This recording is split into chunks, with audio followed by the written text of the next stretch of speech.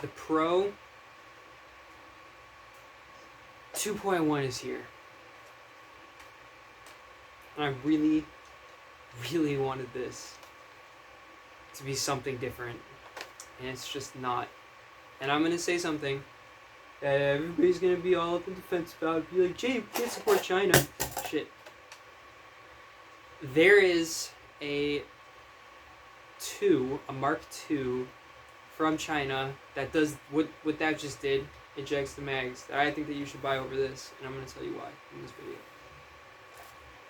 So, I was first introduced to this little piece of kit at FoamCon, and it was all the rage and stuff like that, but I had some immediate gripes the second I picked it up, and that was the one thing that I liked the Mark 2.2, or sorry, the Mark II for, and that was its size. It's an incredibly small, compact blaster, and that was where it shined. It had its own holster system. You could holster it easily. It didn't get in the way that often. It wasn't like super big. But now we have this, which is enormous and really, really, really big. And you can't even like, it's not really a great holster that, you know, also comes with this, which is an addition to the holster that you can screw on. And that just looks weird. And there's now like a muzzle thing and all this kind of stuff, and I guess this looks pretty cool, but like, what did we all like the Mark II for? It was its size. It was a really small, relatively affordable blaster that we could just pick up and use as a sidearm, and it truly felt like a sidearm. This does not feel like a sidearm. This is a chrono-sized blaster that is big. It is light. That's good, but it just does not feel like the 2. And I don't like it for that because I really, really like my 2, and this is just not the way. We're going to start at the front and go back, and then there's one very specific thing that I really, really don't like about this blaster that we're going to talk about. So, starting at the front, we have the thing that I already took off, the little muzzle thing. That's like an optional addition. It does not fit in the holster with that. Moving back, we have Picatinny on the bottom, no Picatinny on the top. This Picatinny is not real Picatinny. As you can see, it's very shallow. I'm sure you'd have problems mounting a lot of lasers onto that have like through bars, but you know, no big deal. You can mod it, whatever. Anodized barrel. That's kind of hinting through the side of the thing. It's orange. That's actually really cool looking. I really like that. I know the barrel on this one is longer than the Mark II. Moving back, we have the safety. It's a very similar safety to the one that the Mark II had. I'm pretty sure that I think it might actually be exactly the same safety. And moving back again, we have the trigger, which is, again, a very similar mechanism to the original Mark II. Big, thick trigger guard. Now, everybody's heard this already. That's terrible. What even is that? That is the mag release, and it is a probably 2 millimeters by like 4. It's absolutely tiny. You see that little thing right there? Hell no. What is that dart zone? Absolutely not. I have an easier time reaching it with my front finger than I do with my thumb. It's not ambi. You have to use that one specific finger on that side to use that mag release, and it's actually better in this hand, honestly, because I can take my trigger finger and come all the way back here. It's not good. When you do hit it, it releases that mag right away. That's a good feeling. But 90% of the time you can't hit it. So what's the point?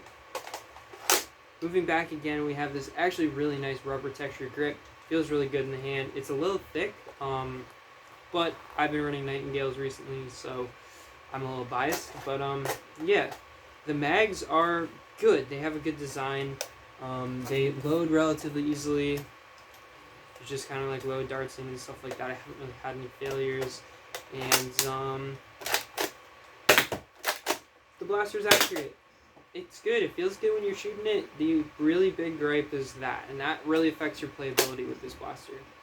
Now, moving back to the prime and slide. Holy crap, this thing comes back. This thing comes back so far. It's like where your wrist is, it just comes back too far, guys.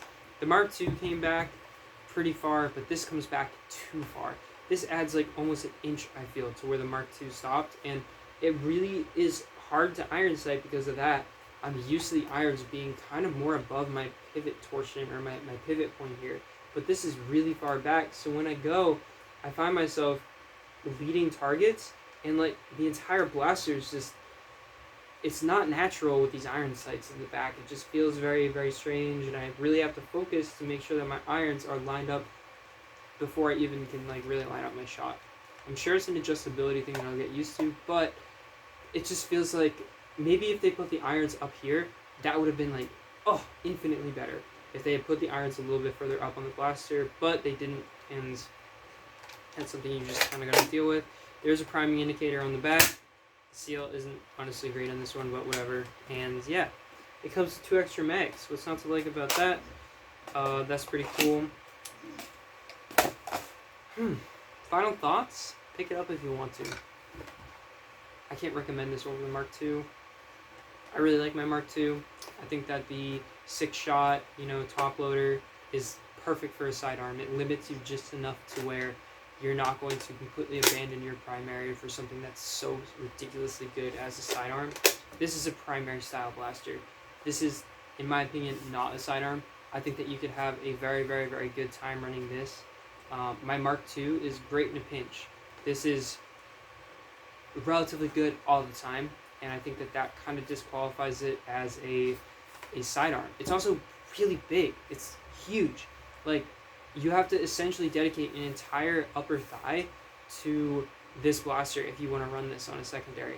I literally have my Mark II like strapped to my chest sometimes. I have it strapped up over my back. Sometimes it's on my leg down here. It's all over the place, and it doesn't matter. I barely notice it because it's so small, compact, and light. This thing, if I had this thing up here, nope.